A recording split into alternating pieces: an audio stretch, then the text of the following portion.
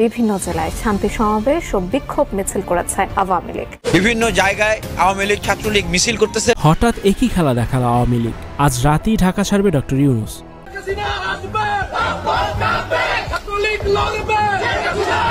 ইউনূস হটাও দেশ বাঁচাও স্লোগানে লাঠি হাতে নিয়ে ধানমন্ডিতে আওয়ামী লীগ ও ছাত্রলীগের সর্বকালের সবচেয়ে বড় বিক্ষোভ মিছিল অনুষ্ঠিত হয়েছে। আওয়ামী লীগ ও ছাত্রলীগের নেতাকর্মীরা এবার যেন গর্জে উঠেছে রাজপথে। শুভ নববর্ষের দিন থেকে ঢাকাসহ দেশের বিভিন্ন জেলায় বিক্ষোভ মিছিল করেছে দলটির নেতাকর্মীরা। এছাড়া শেখ হাসিনার নির্দেশ মোতাবেক প্রতিরোধ কর্মসূচি গড়ে তুলেছে দলটি। আপনারা কি শেষ রক্তবিন্দু ঢাকা পর্যন্ত আছেন? আমাদের সাথে শেখ হাসিনার সাথে আছেন। দীর্ঘ 8 মাস নির্যাতিত দলটি নেত্রীর ডাকের অপেক্ষায় ছিল, তবে এবার শেখ হাসিনার নির্দেশ পাওয়া মাত্র নিজেদের ক্ষমতা দেখানো শুরু করেছে। বারবার মেরে যাবে আর বসে বসে মার খাবে এটা না। নেত্রী হুকুম দেন, হুকুম লাগবে না, হুকুম এখনই দিয়ে দিচ্ছি। এক গালে চর মারলে আর এক গালে পেতে দেওয়া না, পারলে আর একটা চর কষে মারা। স্টুডিও 4D আপনাদের জন্য নিয়ে এসেছে শীতাতাপ নিয়ন্ত্রিত স্টুডিওর সুবিধা, আছে অত্যাধুনিক মেকআপ রুম। বিস্তারিত জানতে এখনই কল করুন 01974860664। হাউসটি দেখতে চলে আসুন আমাদের ঠিকানায় শেখেরটেক রোড নাম্বার 9 বাড়ি 24। আওয়ামী লীগের আবারও রাজধানীতে শোডাউন লক্ষ্য করা গেল।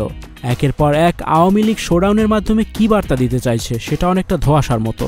কদিন থেকে শোনা যাচ্ছিল আওয়ামী লীগের নেতাকর্মীদের কেন্দ্র থেকে নাকি বলা হয়েছে প্রতিটা ইউনিয়ন থেকে 200, 250, 300 লোক ঢাকায় চলে আসতে এবং ঢাকায় বড় একটা শোডাউন করবে, কিন্তু সেগুলোর কোনো ছোঁয়া না দেখা গেলেও খণ্ড খণ্ড শোডাউন দেখা যাচ্ছে।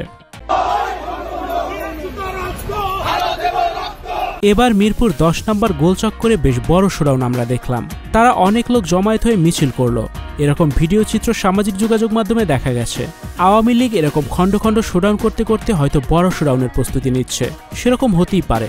আওয়ামী লীগের অধিকাংশ নেতাই দেশের বাইরে পালিয়ে রয়েছেন। দেশে আছে শুধুমাত্র আওয়ামী লীগের কর্মীরা কতটা একাট্টা হয়ে, কতটা সমবেত হয়ে গণজোয়ার তৈরি করতে পারবে সেটা একটা বড় বিষয়। যদিও কদিন আগে আওয়ামী লীগের যে শোডাউন, সেই শোডাউনের পরে হাসনাত আবদুল্লাহর স্ট্যাটাস নিয়ে বেশ আলোচনা হয়েছিল এবং তারপর থেকে এরকম আলোচনাও চতুর্দিকে শোনা গেছে যে এনসিপির রাজনীতি কি শুধু আওয়ামী বিরোধিতা, তাছাড়া তো অন্য কোনো কিছু দেখা যাচ্ছে না। অন্য কোনো নতুনত্ব এখন পর্যন্ত তাদের কাছ থেকে দেখা যায়নি। তাদের বিরুদ্ধে নানা রকমের অভিযোগ এবং তাদের জনপ্রিয়তা শূন্যের কোটায়। পহেলা বৈশাখের সেই ভিডিওটা নিয়ে প্রায় প্রতিটা টকশোতেই কোনো না কোনোভাবে আলোচনা হয়। সে আলোচনাগুলো সামনে আসে।